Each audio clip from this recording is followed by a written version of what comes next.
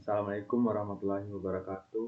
Saya Gebi Armando dari kelompok 5 STIB, di mana kali ini saya akan menyampaikan beberapa materi dari Cisco NetAcad, yaitu dari modul 1 sampai modul 4. Di mana di kelompok 5 ini saya beranggotakan 5 orang, yaitu saya sendiri, Gebi Armando, kemudian Armando Yusiano, Nia Ramadina Putri Agung, Safa Andika, Alita Putriani Sahrudin. Untuk video pertama ini, saya akan menjelaskan mengenai modul 1 subbab 1.1 dengan judul Introduction of Python.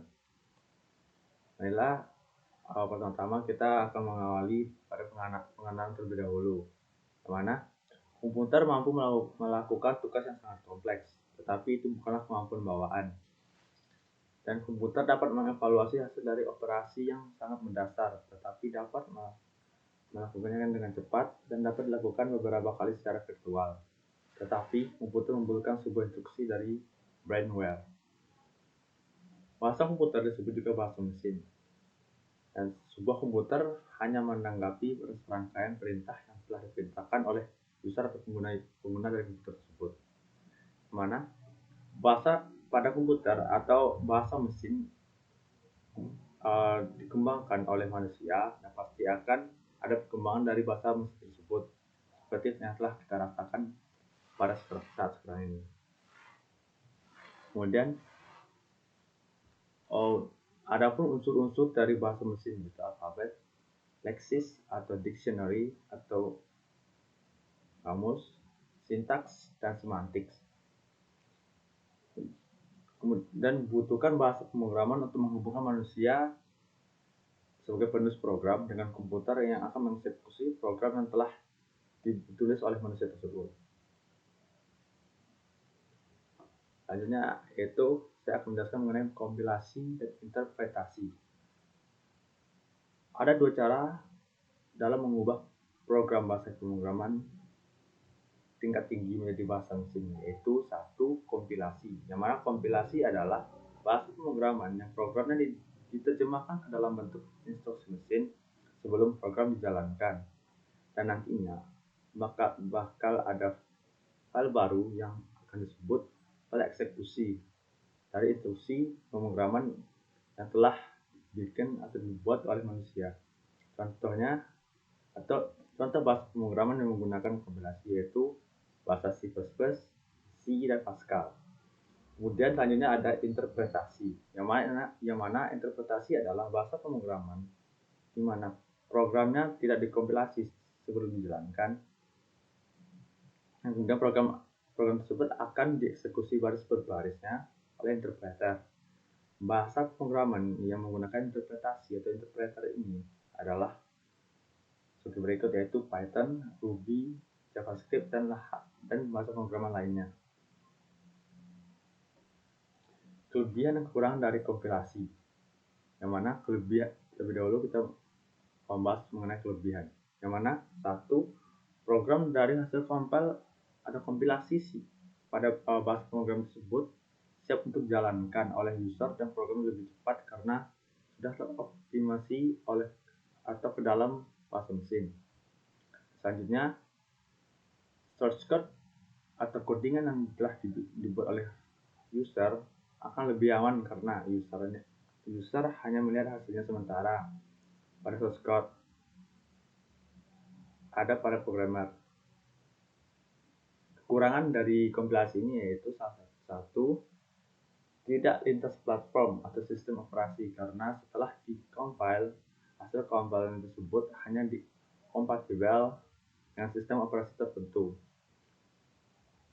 Dan selanjutnya itu tidak fleksibel karena jika program mengalami kesalahan, seorang programmer harus mengcompile ulang dan membuat codingan yang baru untuk memperbaikinya. Selanjutnya kita akan membahas salah satu bahasa pemrograman yang sangat terkenal dan sering digunakan oleh para programmer pada saat sekarang ini, yaitu bahasa pemrograman Python. Python adalah bahasa pemrograman tingkat tinggi yang digunakan secara luas dan digunakan untuk pemrograman bertujuan umum.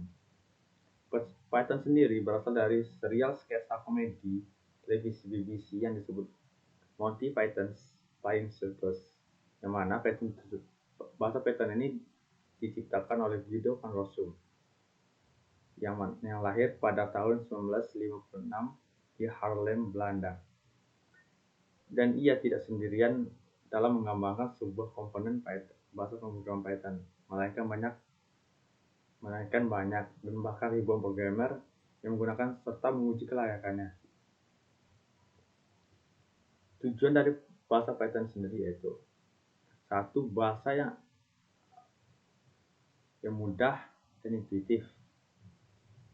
Kedua, tujuannya yaitu sebagai open source. Ketiga, kode yang mudah dimengerti seperti bahasa Inggris biasa, yang mana akan mudah dibaca dan dipahami oleh para programmer. Dan keempat yaitu cocok untuk tugas sehari-hari. Dan goals ini dapat tercapai sekitar 20 tahun kemudian dari awal dikembangkan dibuat oleh Rossum tersebut, sehingga Python menjadi bahasa pemrograman yang termasuk paling populer di dunia pada saat ini. Pembahasan lebih lanjutnya mengenai Python yaitu adapun hal yang membuat Python spesial yaitu mudah untuk dipelajari, mudah untuk mengajari, mudah untuk digunakan, mudah untuk dipahami, dan mudah untuk diperoleh, diinstal dan digunakan oleh siapapun, baik itu programmer maupun orang-orang biasa yang ingin mempelajari mengenai bahasa pemrograman. Python juga memiliki dua pesaing yaitu Perl, bahasa script yang dibuat oleh Larry Wall, dan Ruby, bahasa script yang dibuat oleh Yukihiro Matsumoto. Kemana Python sendiri awalnya memiliki versi yaitu Python 2 dan sekarang ini telah di-upgrade menjadi Python 3. Python 2 sendiri adalah versi lama dari Python asli. Kembangannya dihentikan karena perkembangan telah buntu, tetapi Python masih tetap ada. Dan Python 3 merupakan versi terbaru dari Python 2, yang tepatnya versi yang populer atau yang sering digunakan pada saat ini. Bahasa ini sangat berbeda dengan Python 2 meskipun sangat mirip, dan banyak sekali perbedaannya. Salah satunya adalah sintaks yang digunakan di antara kedua versi Python tersebut.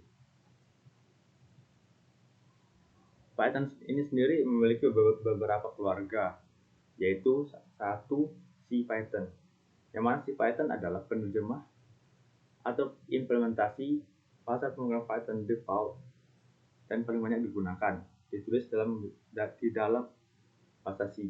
Karena ini adalah implementasi Python asli. CPython memiliki kompatibilitas tertinggi dengan berbagai paket pemodul Python. 2. Jython adalah implementasi Python lain yang telah ditulis dalam bentuk Java, yang implementasinya dapat berjalan di platform bahasa pemrograman Java. Kemudian ketiga itu PyPy adalah implementasi Python yang ditulis dalam bahasa Python itu sendiri dan merupakan alternatif untuk CPython karena telah dibuat sambil mengingat spesifikasi bahasa Python itu sendiri, yang mana ini merupakan bahasa paling kompatibel dengan CPython yang memungkinkannya menjalankan framework kerja web. Kemudian yaitu keempat ada